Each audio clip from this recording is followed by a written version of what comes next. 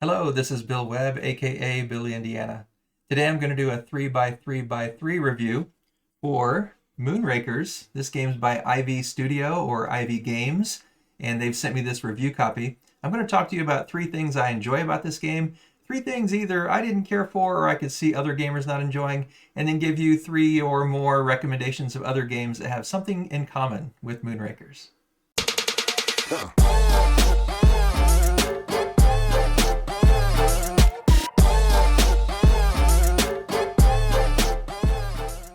So let me first, before I get into the review portion, tell you a little bit about what comes in the game and just a brief overview of the general gameplay, not a full teach. The art, as you can see on this board, or on this box, sorry, is very beautiful, very attractive. This is the Kickstarter version that I'll be showing you, and again, this is a review copy that was sent to me. And in the box, you're going to find this Origins graphic novel, basically, telling you all about the story of these Moonrakers. And there's also a little thing about Veiled Fate in here, but that's something that comes in the box. There's also, as always, going to be a rule book, and the rule book is interestingly designed, kind of looks like a computer screen on a lot of it, and the font looks very computerized.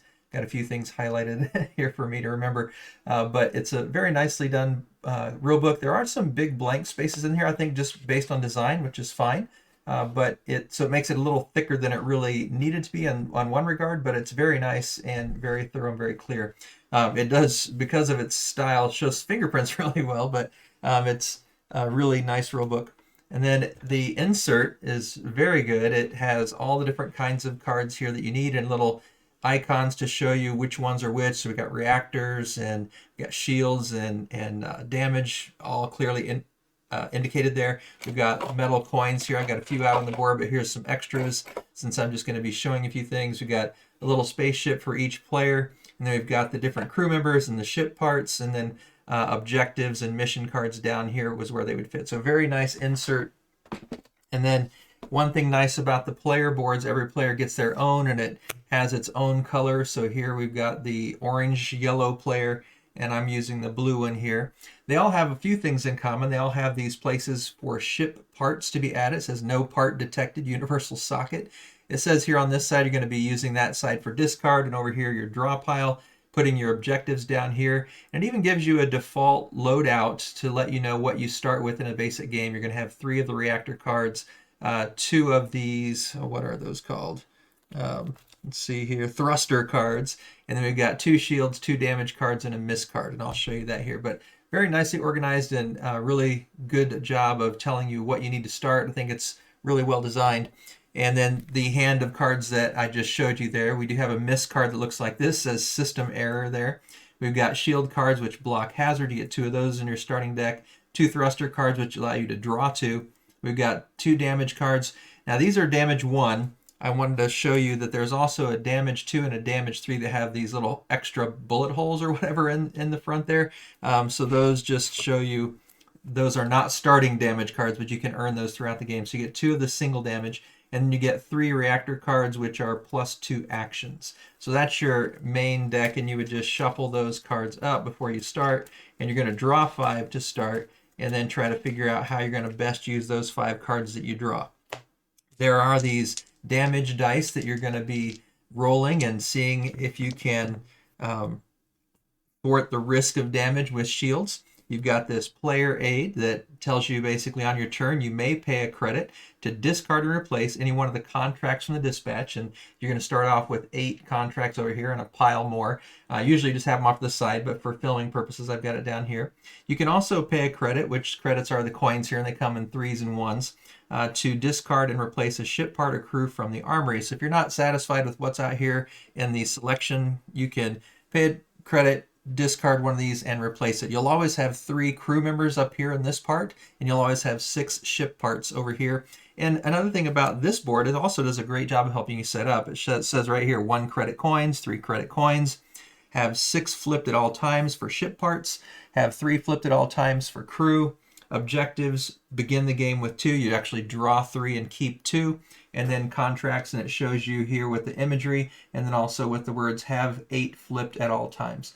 So lots of really nice things about setup. You got the dispatch board over here with contracts, objectives, and the prestige track. You're playing to 10 prestige. Down here it just says you are unprestigious at the 0 starting mark. And then over here on our armory board, we got the vault for our money, and we've got the crew and the ship part selection parts as well. And again, very well graphically designed to show you need 6 both with a pictorial and with words. You need 3 with same kind of design. So very nicely designed. I guess I'm kind of getting into some review components here as I'm talking to you about it. But the basic idea of this game, and I'll put this off to the side now, is you're going to be trying to reach 10 prestige before anybody else. It is a competitive game, but there's a semi-cooperative component to it. To do that, you're going to be trying to complete these various missions, and there's always a field of 8 to choose from. At the beginning of the game, you're supposed to look through and see any of them that have a reactor damage of 3 or more. You need to put back into the contract pile and draw some out. So this one is a 1, this is a 3, a 4, a 2, a none, a 1, a 2, and a 2. So we would take these 2, and we would put them back in, shuffle them back into the pile. And so I'll just kind of mix them in here just really quickly. And then we're going to replace those with 2 more. So there's another 3. So shuffle that one back in. There's a 2. That's fine. And then there's a 2. That's fine. All right. So we want to make sure that you start the more of those dice that you have to roll, because those little indicators tell you how many of these dice you have to roll. And the more of these symbols that come up, or the more shields you have to play. And so they get you to start off with some of the ones that aren't quite as hard as the level 3 and level 4. And so that's a little bit about the setup. And to complete these, each card, we'll just look at this one here, has both information. So it says it's the Ancient Ruins, and it's an Explore contract. The blue ones are all Explore, the yellow ones are all Delivery, the orange ones are all Kill contracts. And I think there's another, I think there's green ones as well, and they have, I forget, maybe Delivery or something, or did I already say Delivery? Anyway, it's got another name to it. Up here it tells you you've got 2 prestige if you complete this contract, and 7 credits. So a valuable card to win if you're able to accomplish it. In order to accomplish it, you would need to roll 2 dice, which is what this shows you. So if I roll the dice, ooh, that is a very bad roll. I'm going to have 4 shields in my play to counterattack this. And then I'm also going to have 4 reactor cards and 4 thruster cards to complete this contract. And so that gives you a little bit of an idea about how you're going to complete those cards. Now here's a much simpler one. This is Kill Slavers. It's a kill contract. We've got 0 prestige if you win it, but you do get 4 credits, and it only takes 1 damage and 1 thruster. The tricky part about that is to play a card takes an action, and you only get 1 action. So let me show you how that works. So I'll draw 5 cards here. Put the draw pile here. Oh, I need to shuffle these better. It shouldn't have 3 reactors all at once, so it'd be great if you did, I guess, in some ways, but that's going to make your next hand pretty bad. So 1, 2, 3, 4, 5. All right, so here we go. So in this hand, I got a miss, which does me no good. I got a shield, which helps against these damage. And sometimes in some of the objectives like this one, you need a shield to complete it. And then this is a damage card, 2 of them in there, and then this is a reactor card. So I only have 1 action to start my turn. And so let's go ahead and say that I did try to complete this by myself, and I would need to get a thruster and a damage card played. So I'll just put it here as that's what I'm trying to accomplish. Now I only get to play 1 card. So if I play reactor card, that says I get 2 more actions. And so you get 1 card, 1 action, but this one allows 2 more. Now, if I have a damage and a thruster, I'd be good to go. But as I look at my hand, I've got a miss and a shield and a damage. And so I can get the damage down, but I don't have a thruster and I don't have a way to draw any more cards. So in this case, I would not succeed on this fairly simple contract. When you fail a contract, nothing negative happens. You just don't get the rewards. So that's a good thing. And then you just discard those cards. That hand is done. And then this gets discarded and we would refresh with new missions to try to accomplish different mission contracts. And then the next hand, you're going to draw out 5 again. Now on this hand, let's see, I've got a thruster, which helps me draw 2. I've got a reactor, which gives me extra actions, another draw 2, and another 2 reactions plus a shield.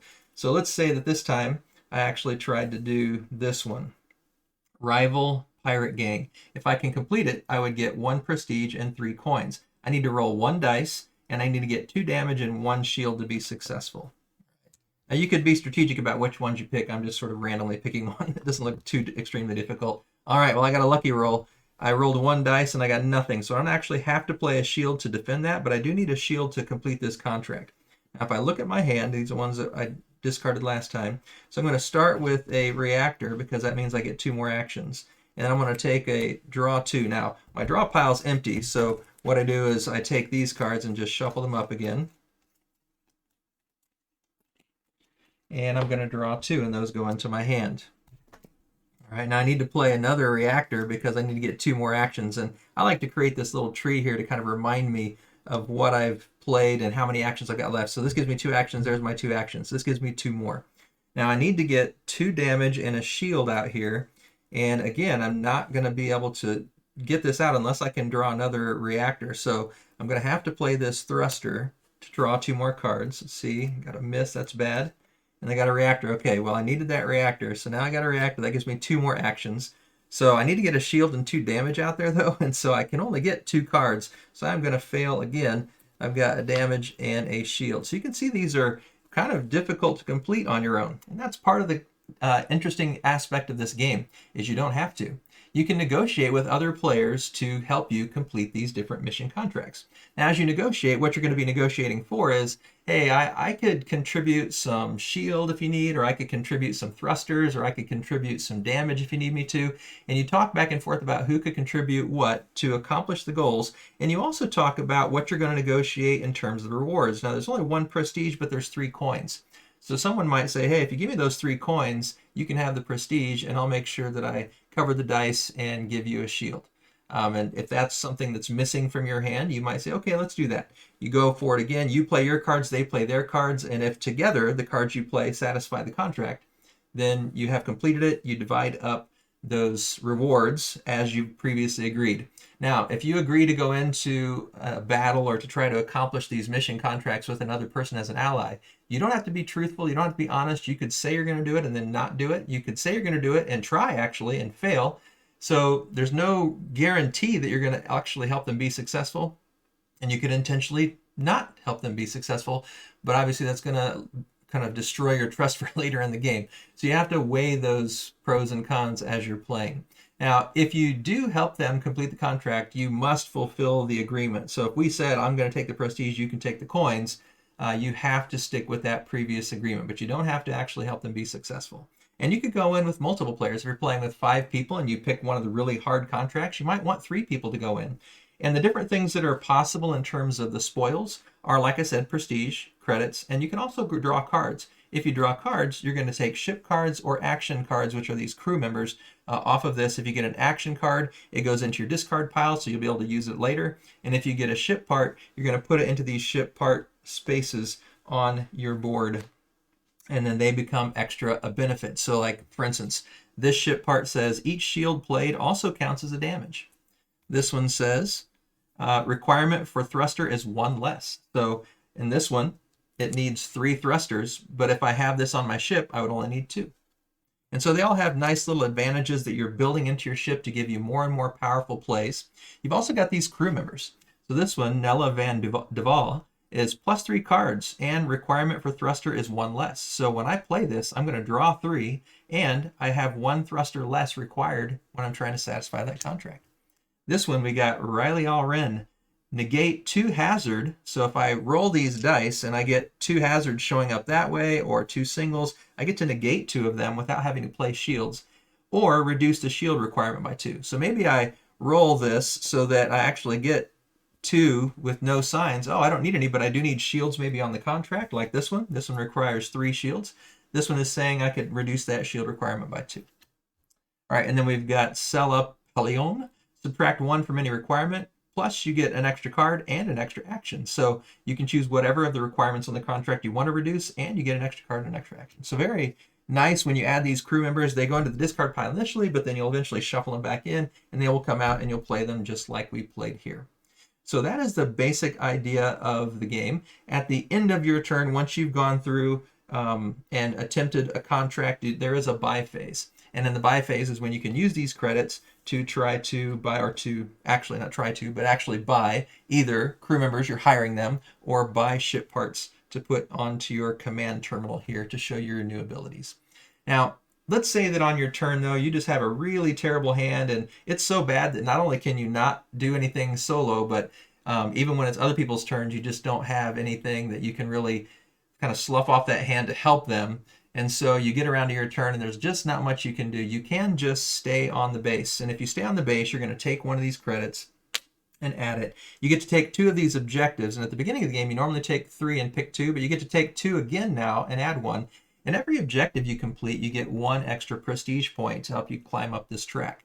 And these are just a couple of examples. This one says money bags. Have 8 credits at the end of your turn. Now, whenever you achieve an objective, you have to claim it immediately at the end of your turn. You can't just do it whenever you want at the game. You can't surprise people with 3 of them, to push you over the top. When they are completed on a turn, you have to show them. If you forget, then you have to do it again on another turn. So you can't save these up. So if this is have 8 credits at the end of your turn, if you spend them now, you're going to have to earn back up to 8 credits in your next turn to make this one be accomplished.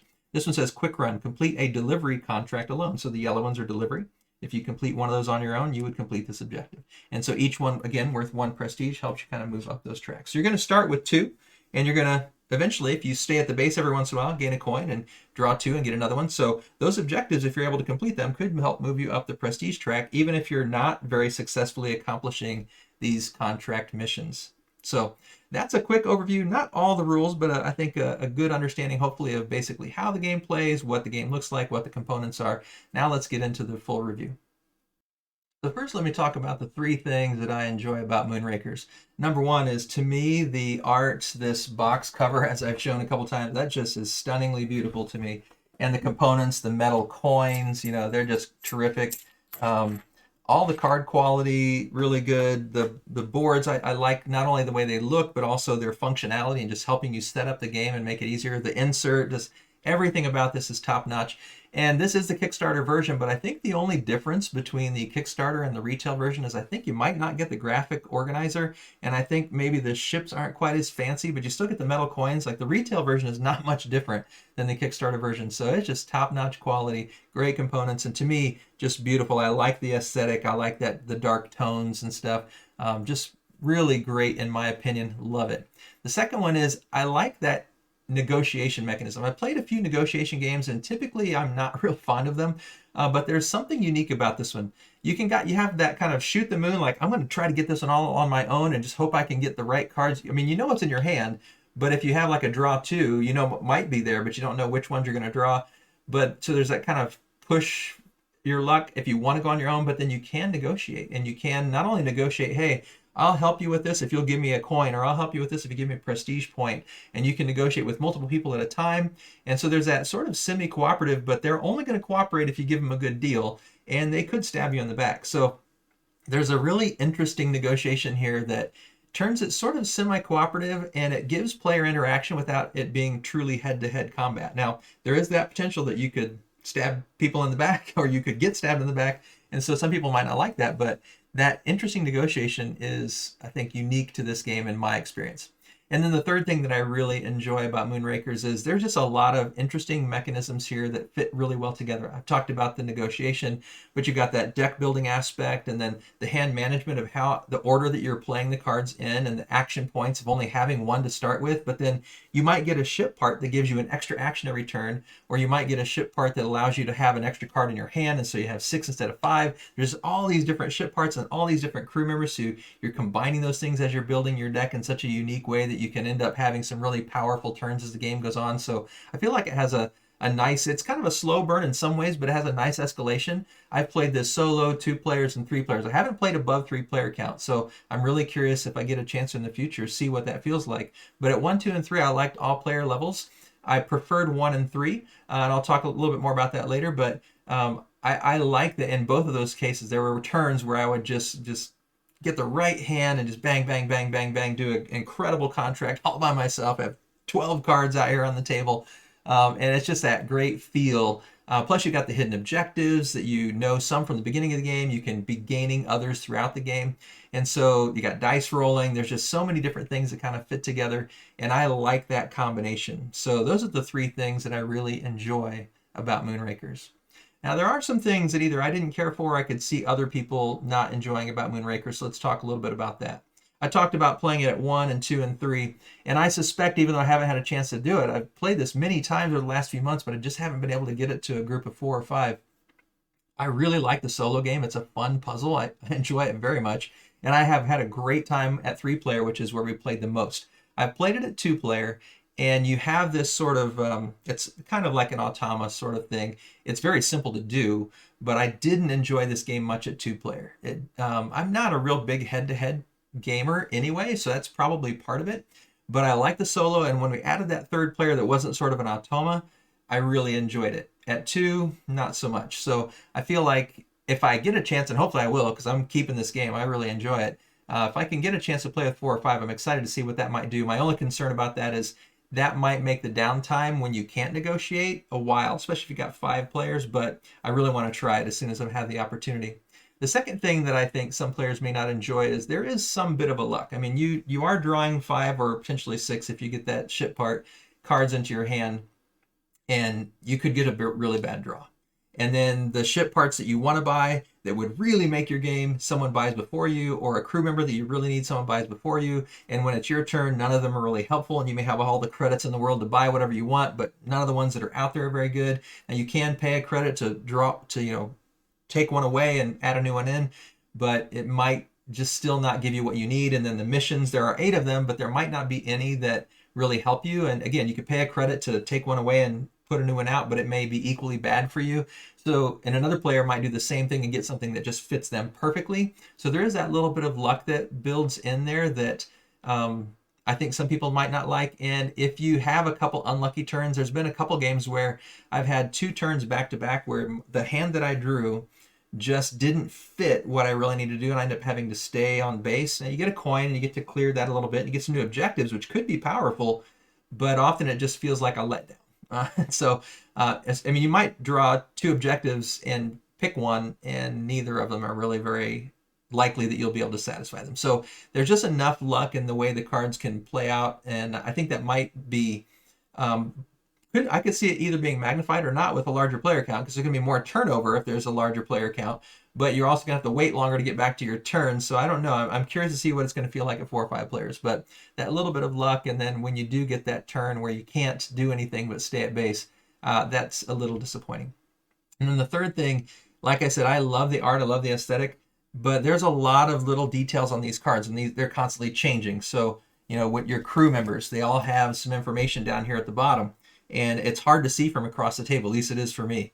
And when you're playing, even with just 3 people, some of those cards are going to be far away, and they're changing every turn, because anytime someone buys a crew member, another one comes out, and you can buy more than one per turn. So you might have 2 or 3 new crew members out there. You might have 2 or 3 new ship parts out there. You might have another new contract out there. You can only do one contract at a time, but someone could throw one away and accomplish one, and so you have a couple new contracts. And so what we found is we were constantly having to get up and kind of walk around the table or ask them to pass us cards so we could read them. So that aspect of the design, and I don't really have an answer to satisfy it, but we did find that to be a little bit of an annoyance, that because the print is pretty small on the cards and you need to know exactly what they say, and there's a lot of detail to look at, it's easy to understand, but seeing it from a distance isn't particularly easy. So those are the 3 things that either I didn't care for, I saw kind of as cons to the game of Moonrakers. So now let's talk about some recommendations, other games that I feel like have something in common with Moonrakers, so that you might want to try them out if you think Moonrakers sounds good, or maybe you've played it and already know you enjoy it. First one is a very small game and an older one, and that is Bonanza. This is an old Uwe Rosenberg card game, but you have this hand management of cards. In this game, you actually have to keep your cards in order. So like in this one, you can only play one. You have to play them in the right order. Here, you actually have to keep them in order. But there's also some trade negotiation, and it's a race to see who can get the most points. So Bonanza is one that feels very different on some respects, but has some similar mechanisms and a very simple, small card game. A second one is Destinies by Lucky Duck Games. Now, Destinies feels somewhat semi-cooperative to me, in the sense that you are going through this adventure, and everything you learn could potentially help other people. So it's not so much cooperative in that regard, but you're sharing an experience, and you're competitive. You're trying to race to complete your destiny before the others. And this one's got an app integration. We really enjoy Destinies. It feels different in some ways, but the aesthetic of the art is very pleasing to me, just like Moonrakers. So there's a few things that it has in common, a few things that I think of when I play Moonrakers. Next up is any deck builder. And so I have a lot of deck builders. I mean, many of you probably played Dominion, which is kind of a classic, which is a lot of fun. And then one of my favorite deck builders is actually Dale of Merchants by Snowdale Design and Sammy Loxo. This is one of my favorite deck builders. One thing I like about this one is when you buy something out of the deck, out of the river of cards, you actually put it into your hand instead of into your discard pile. So some unique things there and lots of flexibility with the different types of animals that you could play in the game. So Dale of Merchants is another deck builder. Those are both competitive. And then we've got another deck builder that's a lot of fun, Aeon's End. This is the War Eternal expansion, but Aeon's End is a cooperative one. And so if you want fully cooperative, that's an option. So lots of deck builders that can be really fun. Now, another cooperative game that we enjoy is Role Player Adventures. And my wife and I have been playing this one through quite a bit recently. And this is fully cooperative, but you're rolling dice. You've got cards to mitigate those dice. You're trying to accomplish things in a fully cooperative way. And also, again, beautiful aesthetic in terms of the art and just the components are really nice, high quality. So several things there that kind of make me think of Moonrakers, or Moonrakers makes me think of it. And then the last two, a lot of people go hand in hand with these, talk about them often together. One is Lost Ruins of Arnak by Min and Elwyn, a CGE game. And this one is one where you have the deck building. It's competitive. You're moving up a track on the research track. You're trying to race to the top. You're trying to race to the end of the game. And so that feels similar in that racing aspect and the worker placement. You don't have any worker placement here, but you're competing for those, like you might be competing for ship parts and competing for crews and stuff like that. So that part of Lost Ruins of Arnak reminded me I thought of that when I played Moonrakers. And the last one, many people compare Lost Ruins of Arnak with this Dune Imperium. Dune Imperium is one of my favorite games. Again, it has a race. You're moving up this track, and the first one to the top wins, or at least initiates the end game. And then the highest score wins after that. But so you've got deck building aspects to this as well. You're competing for things, just again, like you're competing for the crew and you're trying to get the ship parts before other people take the ones you want. So lots of things in common here. So several games that I enjoy that made me think of Moonrakers, or when I played Moonrakers, it made me think of these other games. Lots of really great classic ones for you to consider. Now, what are my final thoughts about Moonrakers? Well, when I rate this game, I give it a 7.5. It's almost an 8. And I think if there were just a couple of things that were adjusted, I think if the two-player, because we play it two-player, I think that's kind of what knocks it for me. We play two-player most of the time, and it just was much less satisfactory for me as a two-player than solo or 3. And since my wife and I live just the two of us, it's not always easy to get 3, and when I go play at game nights, they almost always were up playing other games, and so I just don't have that many opportunities to play it outside the two-player count, and I just wish it was better at 2, and so that gives it a knock. If it had a better two-player count, it would easily be an 8 for me. I really enjoy the game quite a bit. Like I said, there's a few things that are a little bit of hang-ups, but I'm also very excited because Ivy Studio, Ivy Games has an upcoming Kickstarter. I'm not sure it'll be on Kickstarter or GameFound, but it's coming up. I think it's scheduled for the summer, and I've heard it's going to be a big box with some expansions, so I'm curious to see. I think my wife loves cooperative games, so have no idea what this new expansion / big box might be. But if it has a co-op version, I think my wife would really enjoy that, fully co-op instead of the semi-cooperative.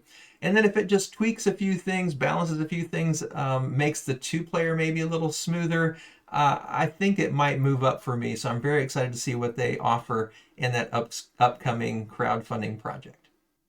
So there you have it. That is my review of Moonrakers. Hopefully it was helpful for you. If you did enjoy it, I'd love it if you click on that thumbs up down below. It'd also be terrific if you would choose to subscribe to the channel. If you have questions about the game, or maybe you've played it and you want to tell me what you love about Moonrakers, leave those in the comments below. As always, thanks for watching. This is Billy Indiana, signing off.